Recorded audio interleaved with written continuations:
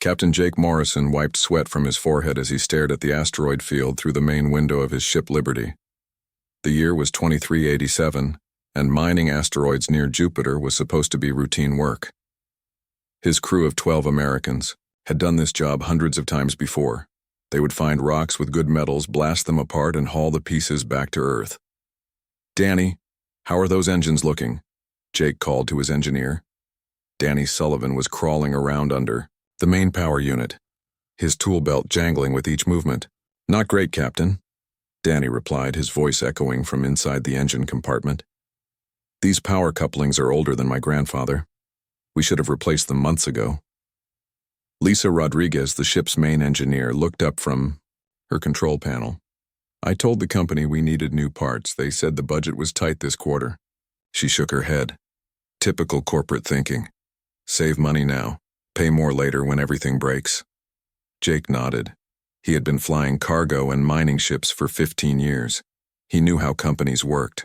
They always wanted to squeeze every last dollar out of old equipment before buying new gear. The Liberty was not a pretty ship. She was built for work, not for looks. Her hull was scratched and dented from years of hauling heavy loads. The inside smelled like machine oil and recycled air. But she was reliable, and Jake trusted her with his life. "Contact on sensors," announced Amy Watson from the communications station. She was the youngest crew member at 25, but she was the best comm officer Jake had ever worked with. "Looks like a big rock about 2 kilometers wide. Lots of iron and nickel." "Perfect," Jake said. "Lisa, get the mining charges ready. Tony, prep the cargo bay for loading." Tony Garcia, their cargo specialist, gave a thumbs up from across the bridge. He was a big man with careful hands, exactly what you needed when handling explosive mining charges. As the Liberty moved closer to the asteroid, something strange happened. The space around them began to shimmer like heat waves on hot pavement. Jake had never seen anything like it. "Amy, are you picking up any weird signals?" he asked. Amy frowned at her instruments. "Nothing on normal channels, but there's some kind of energy reading I don't recognize. It's like nothing in our databases." The shimmering got stronger. Through the window, Jake could see space itself, bending and twisting. Colors that had no name swirled in patterns that hurt to look at. "Captain?" Danny's voice came over the intercom, tight with worry. "The engines are going crazy down here. Power levels are jumping all over the place." "Everyone strap in," Jake ordered. He had a bad feeling about this. In space, weird usually meant dangerous. The ship began to shake. Not the normal vibration of engines working hard, but something else. Something that seemed to come from outside, like invisible hands were grabbing the Liberty and pulling it in different directions. "We're caught in some kind of field," Lisa reported, her fingers flying over her controls. "I can't break us free. Whatever this is, it's stronger than our engines." The shimmering around them suddenly collapsed inward, and Jake felt his stomach drop, as if they were falling down a very deep hole. The stars outside the window stretched into long lines of light, then disappeared completely. Everything went white. When Jake could see again, they were somewhere else entirely. Instead of the familiar blackness of space near Jupiter, they were floating in the middle of what looked like a massive artificial structure. Buildings that gleamed like silver stretched in all directions. Ships of designs he had never seen before filled the space around them, and directly in front of them was the biggest space station Jake had ever imagined. It was easily 50 kilometers across, shaped like a flower with dozens of petals extending from a central hub. Each petal was covered in lights that pulsed in slow, rhythmic patterns. "Where the hell are we?" Tony whispered. Before anyone could answer, the Liberty lurched forward. They were moving toward the station whether they wanted to or not. Jake grabbed the controls, but they did not respond. "Some kind of tractor beam," Lisa said. "But the technology is way beyond anything we have." Through the window, Jake could see they were being pulled toward what looked like an opening in one of the station's petals. The opening was huge, easily large enough for ships 10 times the size of the Liberty. As they got closer, Jake could see that the walls of the opening were covered in symbols that glowed with soft blue light. The symbols moved and changed as he watched, like living writing. "Captain," Amy's voice was very quiet. "I'm picking up transmissions. Lots of them. but they're not in any language I've ever heard. Can you make sense of any of it? Some of it might be mathematical, universal concepts, but most of it—" She shook her head. "It's like they're using sounds our mouths can't even make." The Liberty passed through the opening and into a vast chamber filled with light. The chamber was so big that Jake could not see the far walls clearly, and it was full of beings, not humans. Jake was sure of that right away. Some looked like giant insects walking on their back legs. Others were covered in scales and had too many arms. There were beings that seemed to be made of living crystal, and others that floated in the air without any visible means of support. They were all staring at the Liberty. "Oh boy," Danny said over the intercom. "I don't think we're in Kansas anymore." The ship settled onto a platform that rose from the floor to meet them. Around the platform, hundreds of alien beings gathered in a circle. They were all very still, very quiet. Jake got the feeling they were not happy to see him. "Captain," Lisa said, checking her instruments, "the air outside is breathable. Oxygen levels are actually better than Earth normal." Jake made a decision. "Everyone get your emergency suits on, we're going out there." "Are you sure that's a good idea?" Tony asked. "Probably not," Jake admitted. "But sitting in here won't get us any answers. And if they wanted us dead, they could have just blown us up when we arrived." 10 minutes later, Jake led his crew down the Liberty's cargo ramp. Their emergency suits were not military gear, just basic protection for working in vacuum. They looked like what they were: working clothes for people who fixed things and moved cargo. The alien beings around them were dressed very differently.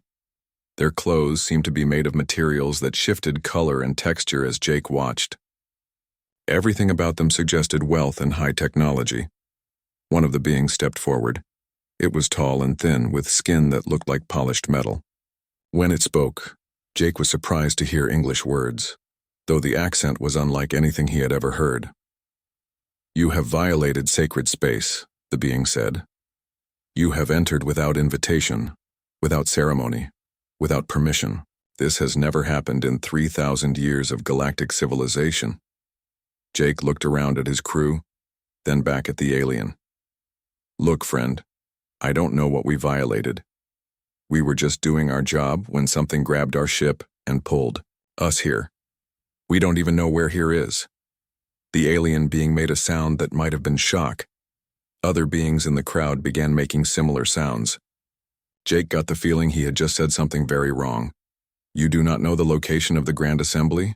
You do not know the sacred protocols of first contact? You do not know the Galactic Council?" "Nope," Jake said honestly. "Never heard of any of that. We're just asteroid miners from Earth." The crowd of aliens began making more sounds. Some of them seemed to be arguing with each other in languages that hurt Jake's ears to listen to. The metal-skinned being held up one hand, and the crowd went silent. "I am Ambassador Prime Veltar of the Zinthari Empire. You are now prisoners of the Galactic Council until we can determine what to do with your species." Jake sighed. This was turning out to be a very long day. 3 hours after their arrest, Jake Morrison and his crew found themselves in what their captors called Station Harmony. The name was a joke as far as Jake could tell. Nothing about their situation felt harmonious. The station was beautiful, he had to admit. Everything was made of smooth white material that seemed to glow from within. The walls curved in gentle arcs, and soft music played from hidden speakers. It looked like a fancy hotel, except for the fact that they could not leave.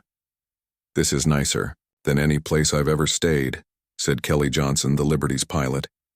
She was sitting on what passed for a bed, though it felt more like sleeping on a cloud. "Too bad we're prisoners."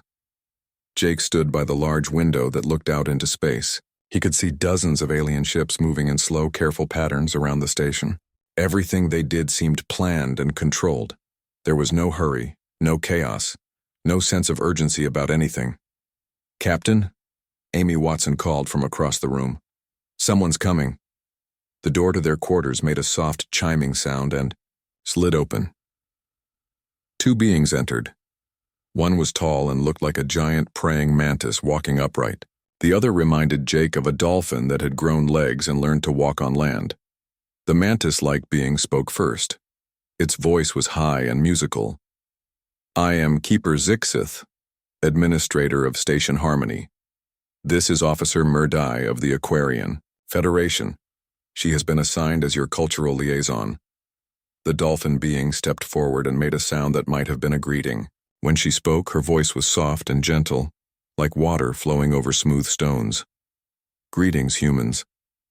I am here to help you understand our ways so that you may be properly judged by the Council. First, we must discuss your shocking behavior upon arrival." Rick Thompson, the crew's former Marine, raised his hand. "What exactly did we do wrong? We crashed. It was an accident." Murdai looked confused. "You arrived without sending the formal request for audience. You did not wait for the ceremony of welcome. You did not present the traditional gifts of peaceful intent. You simply appeared in our most sacred space." "We told you," Lisa Rodriguez said from her corner. "We don't know anything about your ceremonies. We're not even from around here. That is what makes this so difficult to understand," Keeper Zixth replied. "Every species in the galaxy knows the proper protocols. Even the most primitive civilizations understand basic courtesy." Tony Garcia laughed. "Lady, if you think we're primitive, you should see how we handle traffic jams back home." Both aliens stared at him as if he had just spoken in an unknown language. Officer Murdai pulled out what looked like a tablet made of crystal. "Perhaps we should begin with basic cultural education. Let me explain how civilized beings resolve conflicts." She touched the crystal, and images appeared in the air above it. Jake watched as alien beings performed what looked like a very slow, very formal dance. "This is the ritual of disagreement resolution," Murdai explained. "When two parties have a dispute, they express their positions through interpretive movement. The being whose dance is judged most beautiful by neutral observers wins the argument." Danny Sullivan, who had been quietly working on a broken tool, looked up. "You settle arguments by dancing? Of course, violence is barbaric. Civilized beings use art to express conflict." "What if someone cheats?" Kelly asked. "Cheats?" Murdai seemed genuinely confused by the word. "You know, breaks the rules, does something dishonest to win.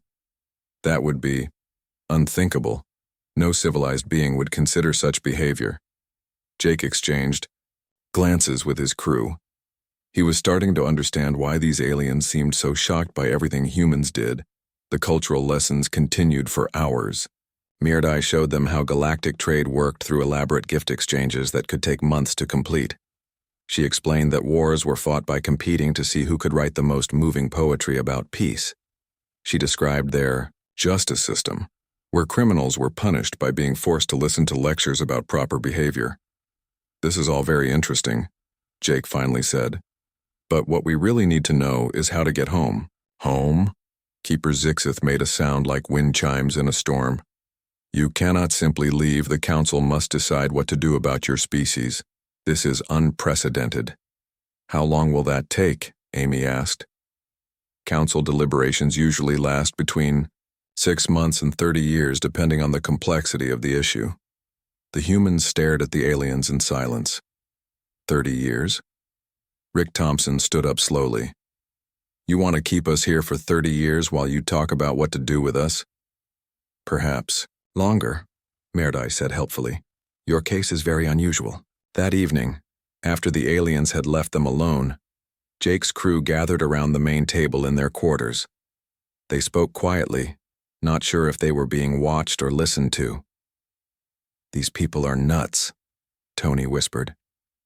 "They've got technology that makes our best stuff look like stone tools, but they can't make a simple decision without forming a committee." "They're not nuts," Lisa said thoughtfully. "They're just different. Really different. It's like they've never had to deal with any real problems." "What do you mean?" Kelly asked. "Think about it. They solve conflicts by dancing. They trade through gift-giving ceremonies. They punish criminals with lectures. When have any of these people ever faced a real crisis?" Before anyone could answer, alarms began sounding throughout the station. The soft, peaceful music stopped and was replaced by urgent chimes. Jake looked out the window and saw something that made his blood run cold. Ships were approaching the station. Lots of ships. And they were nothing like the elegant, artistic vessels of the Galactic Council. These ships were black and angular, covered in what looked like weapons. They moved in tight formations with military precision. Jake had served on Earth defense ships before becoming a miner. He knew warships when he saw them. "Amy," he called. "Can you pick up any transmissions?" Amy pulled out her portable comm unit and adjusted the settings. After a moment, a voice came through the speaker. It was cold and mechanical, without any emotion. "Attention, organic life forms.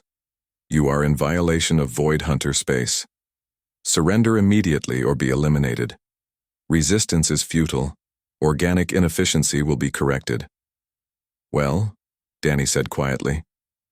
"That doesn't sound good." Through the window, Jake could see the council ships beginning to move. But they were not moving toward the attacking fleet. They were moving away from it, hiding behind the massive bulk of the station. "Are they running?" Kelly asked in disbelief. Door to their quarters chimed and slid open. Keeper Zixth rushed in, his normally calm demeanor replaced by obvious panic. "You must remain calm," he said, though he was clearly anything but calm himself. "The Void Hunters have returned after 800 years of silence. We are activating the Great Shield. You will be safe." "The Great Shield?" Rick asked. "Our ultimate defense. We will hide behind energy barriers until the Hunters grow bored and leave as they did before." Jake stared at the alien. "You're just going to hide?" "Of course. What else would civilized beings do?" "Fight back," Jake said simply. "Keeper," Zixith made a sound of horror. "Fight? Use violence? That is barbaric. We are civilized beings." Outside the window, Jake could see the first energy blasts from the Void Hunter ships hitting the station's shields. The beautiful white walls shook with each impact. "How long do those shields usually hold?" Lisa asked. "Against the Hunters?" "Perhaps 3 or 4 days if we are fortunate. And then what?" "Then we hope they become bored and leave to hunt elsewhere." Jake looked at his crew. They all had the same expression on their faces. It was the look Americans got when they realized someone needed help and no one else was willing to provide it. "Keeper Zixith," Jake said slowly, "I think we need to have a talk about how humans handle problems." The Void Hunter fleet was bigger than Jake had first thought. As more ships emerged from whatever dark corner of space they had been hiding in, he counted over 200 vessels. Each one was a weapon designed for one purpose: destroying organic life. Through the window of their quarters, Jake watched the Galactic Council's response to this threat. It was not what he expected from an advanced civilization. "They're running away," Kelly Johnson said in disbelief. She was pressed against the window next to Jake, watching council ships flee in all directions. "Every single one of them is running. The beautiful, artistic ships of the galaxy's greatest civilizations scattered like frightened birds. Some headed for the outer edges of the system. Others dove behind asteroids or small moons. The lucky ones made it to jump points and disappeared into hyperspace."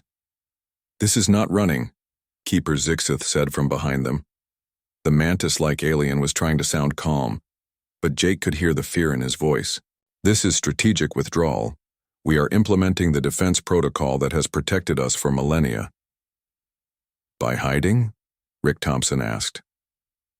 The former Marine was watching the fleeing ships with the expression of a man who could not believe what he was seeing. "By surviving," Officer Murdy replied. She had returned to their quarters when the attack began, apparently believing that explaining things to the humans was still her job even during a crisis. "The Void Hunters are machines. They do not understand patience. When they cannot find targets, they eventually leave to hunt elsewhere." "How long does that usually take?" Lisa Rodriguez asked. "Historically, anywhere from several days to several years." "Years?" Danny Sullivan looked up from the tool he was repairing. He had never been good at sitting still during emergencies. "You just hide for years and hope they get bored?" "It has worked for 8 centuries. Keeper Zixith said defensively. Jake turned away from the window. What about all the people they kill while you're hiding? The two aliens stared at him blankly. The people on planets that cannot hide, Jake explained slowly. The trading ships that get caught in the open, the colonies that do not have big shields, what happens to them? Meridai made a soft, sad sound. Such losses are regrettable, but they are the price of maintaining galactic civilization. We cannot risk our advanced cultures in primitive combat. Primitive combat, Rick repeated. He was looking at the aliens like they were something unpleasant he had found on his shoe. You mean fighting back? Another impact shook the station. Through the window, Jake could see that the Void Hunters had moved closer. Their ships were arranged in a perfect sphere around Station Harmony, preventing any escape. Energy weapons fired continuously at the station's shields, which were beginning to flicker. How strong are those shields? Amy Watson asked. Very strong, Keeper Zixith assured her. They are powered by the same technology that maintains our artificial gravity and life support. That's not what I asked. How strong? The alien hesitated. Under normal circumstances, they could withstand any attack indefinitely. However, the Void Hunter weapons are specifically designed to drain energy from defensive systems. So they get weaker the longer this goes on, Tony Garcia said. It was not a question. Eventually, yes. Jake felt something cold settle in his stomach. How long do you actually think they'll hold? Perhaps 18 hours. Possibly less. And then the hunters will board the station and eliminate all organic life, as is their programming. The room went silent except for the sound of weapons fire hitting the shields. Jake looked around at his crew. They were all thinking the same thing he was. Do you have any weapons on this station? He asked. Both aliens looked horrified. Weapons? Of course not. This is a diplomatic facility. Weapons are forbidden in civilized space. What about your security forces? We have peacekeepers, Meridai said. They carry ceremonial staffs and are trained in conflict resolution through discussion. Discussion? Rick said flatly. It is very effective in normal circumstances. Jake rubbed his forehead.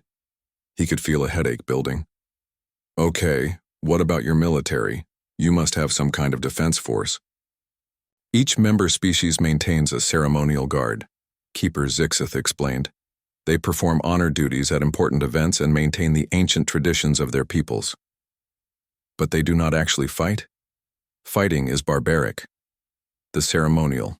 Guards have not engaged in actual combat for over 1,000 years. Another impact, stronger this time. The lights in their quarters flickered. All right, Jake said. I need to contact my ship. Your vessel? Meridai looked confused. What could your primitive craft possibly do against the Void Hunters? Maybe nothing, but I'm going to find out. Amy was already working with her comm unit. I can reach the Liberty on short range, she reported. But with all this weapons fire, I'm not sure about anything beyond the local system. Do what you can, Jake told her. Then he turned to the aliens. I need you to patch me into whatever communication system you use to contact Earth. Earth? Keeper Zixith's voice rose in pitch. Your homeworld, but that would require revealing our location to your entire species. Your location is about to be a pile of scrap metal floating in space, Jake pointed out. I don't think operational security is your biggest worry right now. The aliens looked at each other. Jake could see them having some kind of silent conversation. Very well, Meridai finally said. But you must understand this is highly irregular. Lady, everything about this situation is irregular. 20 minutes later, Jake was standing in Station Harmony's main communications center. The room was as beautiful as everything else on the station, but Jake was not interested in the artistic curved walls or the soft lighting. He was focused on the massive display screen that now showed Admiral Patricia Hayes of the United States Space Force. Admiral Hayes was a small woman with iron gray hair and eyes like laser cutters. Jake had served under her years ago, before. He left the military to become a miner. She was the kind of officer who got things done. Morrison, she said without any greeting. Report. Jake quickly explained their situation. The wormhole, the Galactic Council, the Void Hunters, everything. Admiral Hayes listened without interruption, her expression never changing. When he finished, she was quiet for a moment. How many hunters? About 200 ships, maybe more. What's their tech level? Advanced, but their weapons seem designed more for intimidation than actual fighting. They're used to opponents who run away. And these council people have no military? None. They settle arguments by dancing. Admiral Hayes's expression did not change, but Jake thought he saw something that might have been amusement flicker in her eyes. Hold position, Morrison. We've been tracking the energy signature from your wormhole. Fleet Admiral Rodriguez is already en route with Task Force 7. How long? 6 hours, maybe 8. Can you hold that long? Jake looked around the communications center. Alien technicians were working frantically at their stations, trying to keep the shields operational. Through the transparent walls, he could see Void Hunter ships moving closer. We'll find a way, he said. Copy that. Hayes out. The screen went dark. Jake turned to find Keeper Zixith and Officer Murdai staring at him. You contacted your military, Murdai said. Her voice was very quiet. Yes. They are coming here.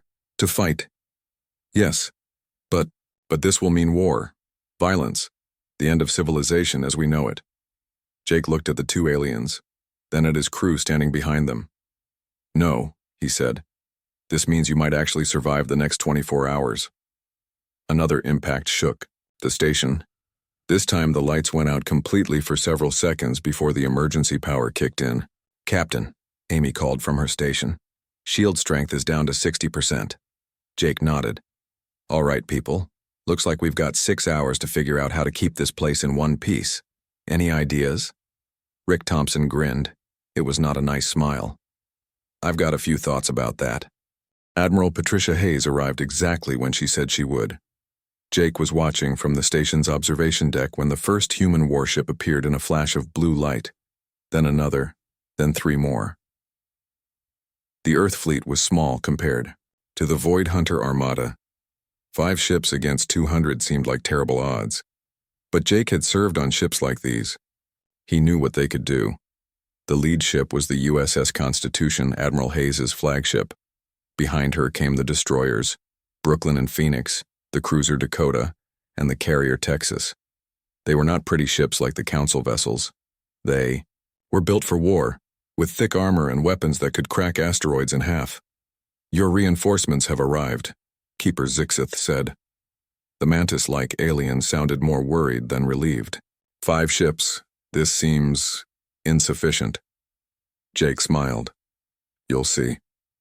The Void Hunters noticed the human fleet immediately. About 50 of their ships broke off from attacking the station and moved to intercept the newcomers.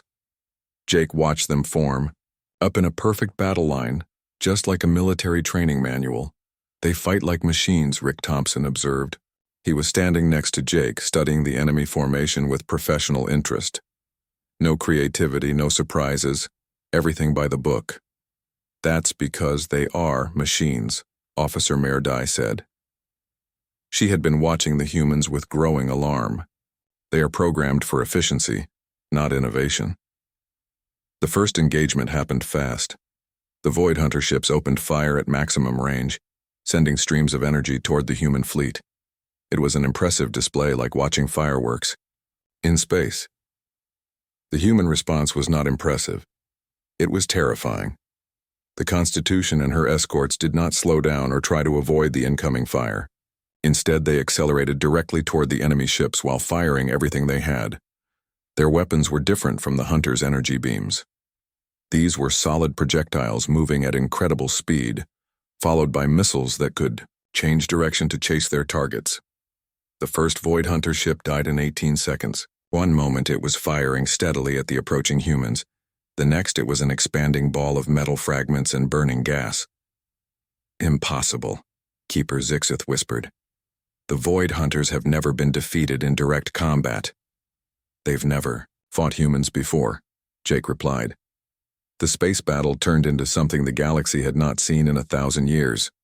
Real combat between forces that actually wanted to win. The Void Hunters tried to use their standard tactics, forming defensive lines and firing in coordinated volleys. The humans ignored every rule of civilized warfare. Commander Ryan Clark of the Phoenix waited until a hunter ship was turning to bring its main guns to bear, then rammed it at full speed. Both ships exploded, but the Phoenix had already launched escape pods for her crew. The Texas stayed back and launched wave after wave of fighters. The small human craft swarmed around the larger hunter ships like angry insects, too fast and too small for the heavy weapons to track effectively. The Dakota used a tactic that made the watching aliens gasp in horror. Captain Steve Miller flew his ship directly into the middle of a hunter formation, then started spinning while firing in all directions. It was crazy and dangerous and completely effective. "They fight like barbarians," Mirdai said, but her voice was filled with something that might have been admiration. "They fight to win," Jake corrected. The turning point came when a team of Marines from the Constitution managed to board one of the Hunter command ships. Jake watched through the station's sensors as Lieutenant Colonel Maria Santos led her people through the enemy ship's corridors, fighting their way to the central control room. The Void Hunters had not been designed to fight boarding parties. Their ships were built for space combat, not hand-to-hand fighting in narrow hallways. The Marines cut through the mechanical defenders like a hot knife through butter. When Santos reached the command center, she did something that shocked everyone watching. Instead of trying to capture the ship, she planted explosives throughout the control systems and evacuated her team. The Hunter command ship exploded from the inside out, taking 2 other ships with it in the blast. "Why did they destroy it?" Keeper Zixith asked. "They could have captured advanced technology." "Because that's not what they're here for," Jake explained. "They're here to stop the Hunters from killing people." By the time the main battle was over, the human fleet had destroyed or disabled 60 Void Hunter ships. The remaining Hunters pulled back to reassess their situation, something their programming had apparently never expected them to need to do. Admiral Hayes opened a communication channel to Station Harmony. Her image appeared on the main screen in the observation deck, looking as calm as if she had just finished a routine training exercise. "Morrison," she said. "Status report. Station is secure, Admiral. Shields are holding at 40%. No casualties among the crew. Good. We're going to need a few hours to rearm and make repairs." "Can the station hold that long?" Jake looked at the tactical display. The remaining Void Hunter ships were maintaining their distance, but they were still out there, still dangerous. "We'll manage, ma'am." "Copy that. Hayes out." As the screen went dark, Jake became aware that every alien on the observation deck was staring at him and his crew. The silence stretched for almost a minute before Keeper Zixith finally spoke. "Your people fought the Void Hunters to a standstill." "Yes. In 18 minutes, give or take, with 5 ships against 200. "The numbers were never as bad as they looked," Rick said. "Those Hunter ships are built to scare opponents into surrendering. They're not designed to fight someone who shoots back." Officer Mirdai was looking at the tactical display with an expression Jake could not read. "In 800 years, no one has ever defeated the Void Hunters in battle. We hid from them because we believed they were invincible." "Nothing's invincible," Jake said. "You just have to be willing to find out what breaks it." The next few hours passed quietly. The human fleet used the time to redistribute ammunition and make emergency repairs. The Void Hunters stayed at the edge of sensor range, apparently trying to figure out what had gone wrong with their perfect plan. Jake spent the time touring Station Harmony with his crew. Now that they were not prisoners, their alien hosts were eager to show them around. The station was even more impressive than it had first appeared. The technology was centuries ahead of anything Earth had developed. But as they walked through the corridors, Jake began to notice things. The station was beautiful, but it was not built for defense. There were no blast doors, no emergency bulkheads, no places for armed defenders to take cover. It was designed by people who had never expected to be attacked. "This place is a death trap," Rick observed quietly, as they passed through a garden area with floor-to-ceiling windows looking out into space. "Pretty, but a death trap." "They never needed defenses before," Amy pointed out. "Everyone in the galaxy follows the same rules. No violence, no surprises. No breaking the established order. Until now, Danny added. That evening, the Void Hunters made their move. The remaining ships formed up into a tight formation and headed straight for the station at maximum speed. Their plan was simple: ram the station and destroy it through sheer mass and velocity. Jake was in the communication center when the attack began. He watched the enemy ships approach and felt a familiar calmness settle over him. It was the feeling he got when a situation became simple and clear. "Admiral Hayes," he said into the comm unit. "They're coming in fast. Looks like a suicide run." "Copy that, Morrison. We see them. All ships, this is Hayes. Execute Plan Delta." Jake watched as the human fleet moved into position between the station and the attacking hunters. The Constitution took point, with the other ships spread out in a defensive screen. What happened next would be talked about in military academies for the next 100 years. The humans did not try to stop all the hunter ships. Instead, they focused their fire on just enough targets to break up the formation. Ships that lost power or steering crashed into their neighbors. The neat attack formation became a chaotic mess of tumbling metal. Most of the hunter ships missed, the station entirely sailing past into empty space. The few that stayed on target found themselves facing something they had never encountered before: humans who would rather die than let innocent people be hurt. The last hunter ship was stopped by the Dakota. Captain Miller rammed it head-on, destroying both vessels in a fireball that lit up half the solar system. When the explosions faded, the Void Hunter fleet was gone. Some destroyed, others drifting powerless, a few limping away into deep space. Jake looked around the communication center at the assembled aliens. They were all staring at the tactical display in complete silence. Finally, Keeper Zixth spoke. "It is over?" "It's over," Jake confirmed. "The Void Hunters are defeated. The ones that are left won't be back anytime soon." The mantis-like alien turned to look at Jake directly. "Your people saved us." "Our people did their job. But why? You barely know us. We imprisoned you. We treated you as primitives. Why would you risk your lives for strangers?" Jake thought about that for a moment. "Because that's what you do when someone needs help and you're the only one who can provide it." He looked around at his crew, then back at the alien. 3 days after the battle, Jake Morrison found himself standing in the most important room in the galaxy. The Galactic Council chamber was enormous, with seats for representatives from 47 different species. The ceiling was so high that clouds actually formed near the top, and the walls were covered with artwork from 1,000 different worlds. Jake was not supposed to be there. According to 3,000 years of galactic law, only official representatives could enter the council chamber. But Jake had never been very good at following rules he disagreed with. He walked down the main aisle with Admiral Hayes at his side, followed by his crew and a squad of Marines in full combat gear. The sound of their boots echoed through the vast space like thunder. The council members watched them approach in complete silence. Some of the aliens looked terrified. Others seemed fascinated. A few appeared to be trying to hide behind their ceremonial robes. Ambassador Prime Veltar of the Zenthari Empire stood up from his silver throne. His metallic skin seemed to glow with anger. "This is an outrage. Humans have no right to be in this sacred space. Guards, remove these barbarians immediately." Jake looked around for the guards. He saw a dozen aliens wearing fancy uniforms and carrying what looked like ceremonial walking sticks. They were all standing very still and trying not to make eye contact with the Marines. "Your guards don't seem very motivated," Admiral Hayes observed in a voice that carried clearly through the entire chamber. "This breach of protocol is unacceptable," declared Senator Thicksall of the Crystal Union. The being looked like a living diamond and spoke with a voice like breaking glass.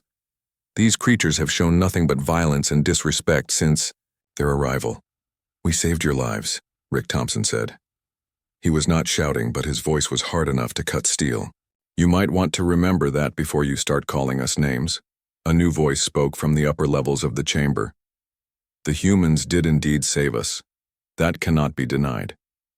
Everyone turned to look at the speaker.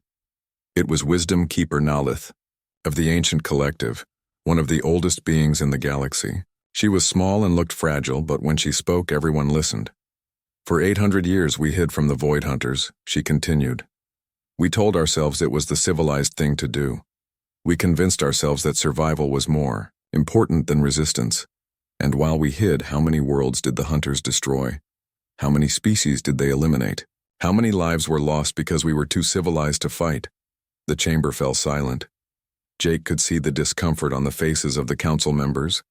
These were questions they had never wanted to ask themselves.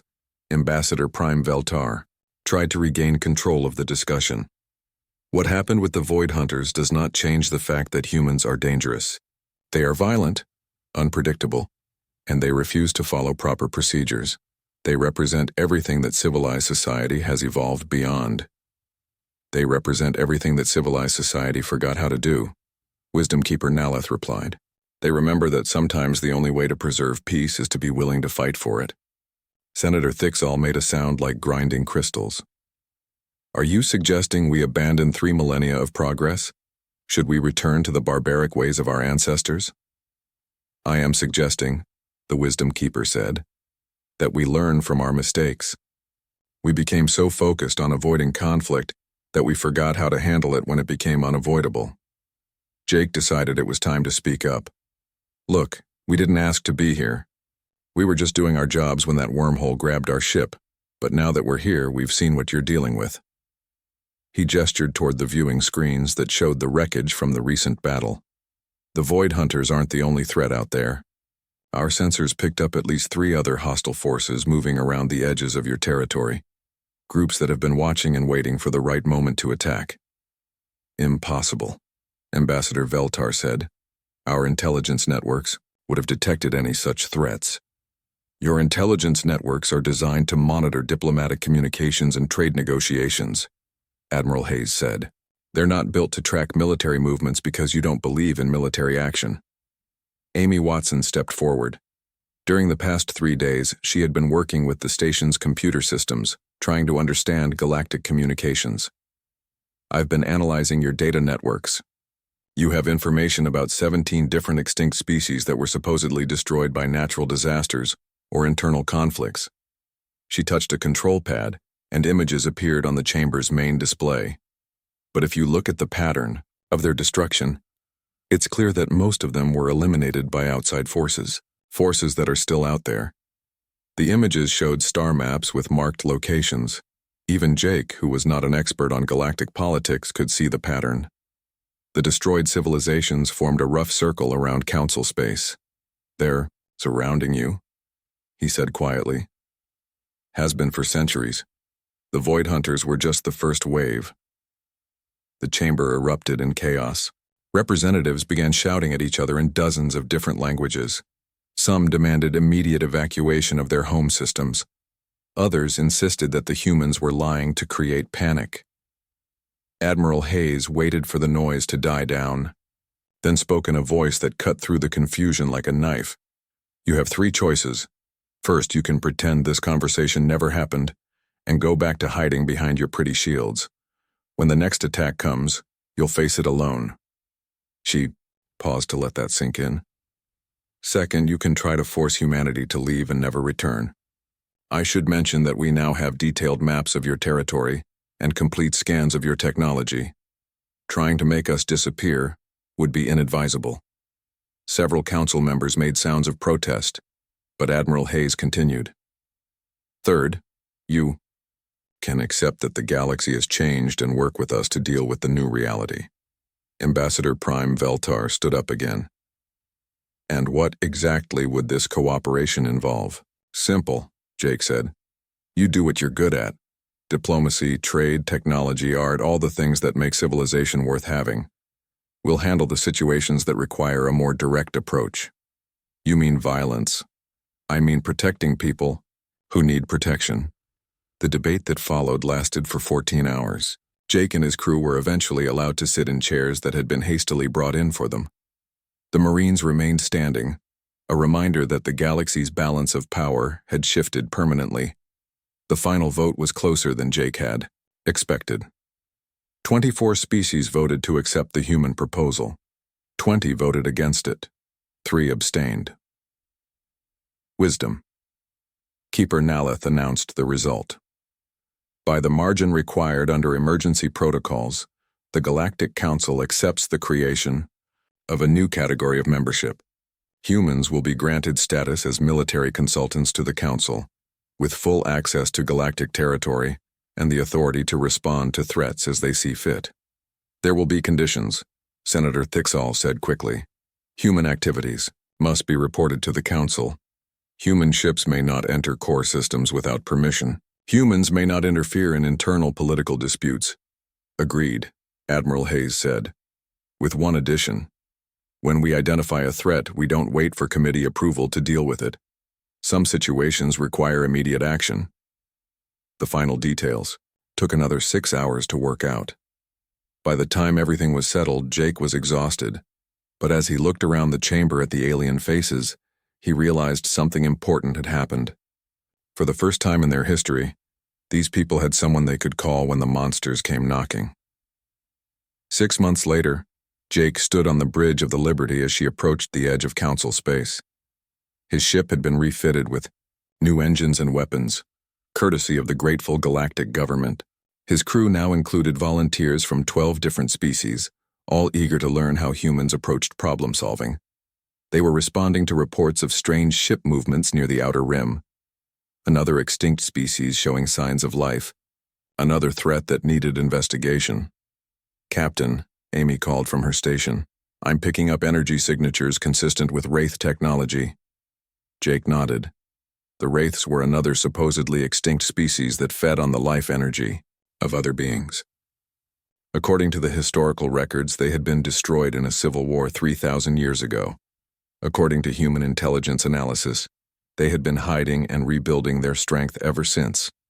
All stations, prepare for possible contact, Jake announced. Remember, we're not here to start a fight, but if someone else starts one, we're going to finish it. He settled into his command chair and activated the ship's recording system. Captain's log, stardate 2387.7. The Liberty is approaching the Kepler Nebula to investigate reports of Wraith activity. Our mission is to determine if the reports are accurate and, if necessary, prevent any hostile action against Council worlds.